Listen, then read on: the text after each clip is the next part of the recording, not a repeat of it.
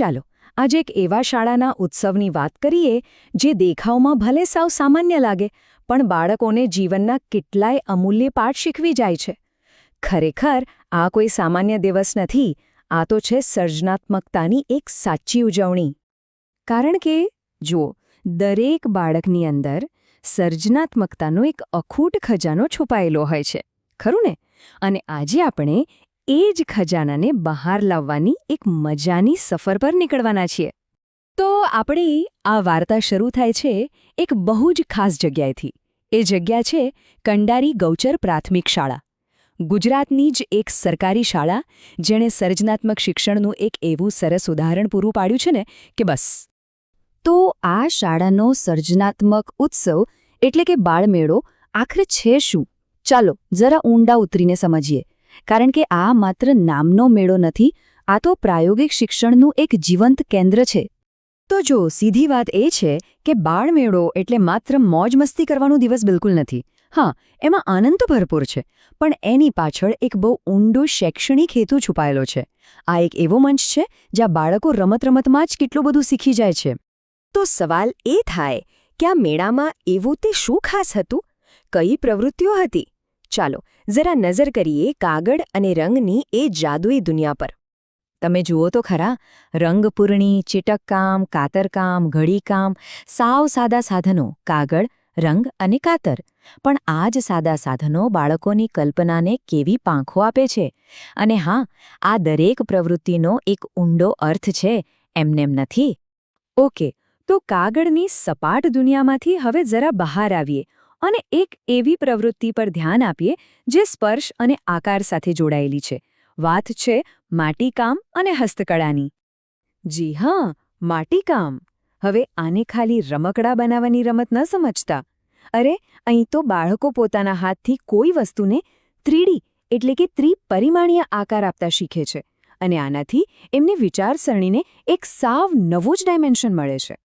સારું, તો અત્યાર સુધી આપણે એ તો જોયું કે બાળકો શું શું કરી રહ્યા હતા, પણ હવે આવે છે સૌથી અગત્યનો સવાલ: આ બધું શા માટે? આ બધી પ્રવૃત્તિઓ પાછળનો અસલી હેતુ શું છે? ચાલો એ સમજીએ.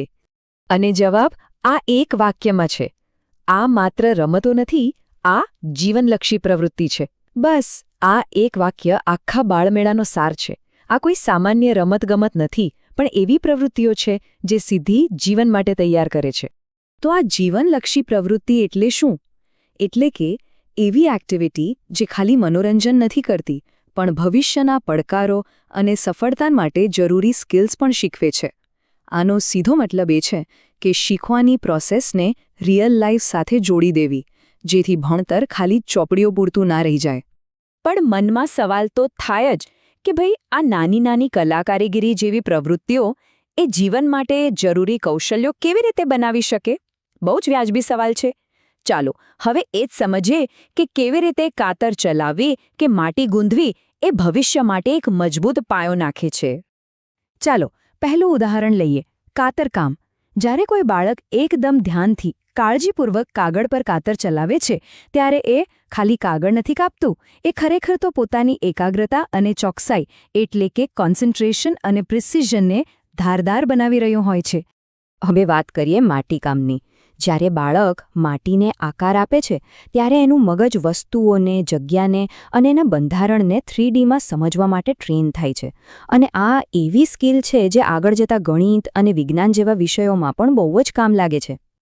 એ જ રીતે ઘડીકામ અને ચીટકકામ, કાગળ વાળવો હોય કે પછી અલગ અલગ ટુકડાઓને જોડીને કંઈક બનાવવું હોય, આ બધું બાળકોને પ્લાનિંગ કરતા શીખવે છે.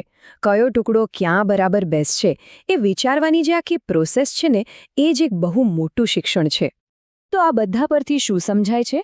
એ જ કે આજની આ નાની નાની કળા જેવી લાગતી પ્રવૃત્તિઓ એ જ તો આવતીકાલના ભવિષ્યનો પાયો છે. આ માત્ર એક દિવસની મજા નથી, પણ ભવિષ્ય માટેનું એક સાચું રોકાણ છે.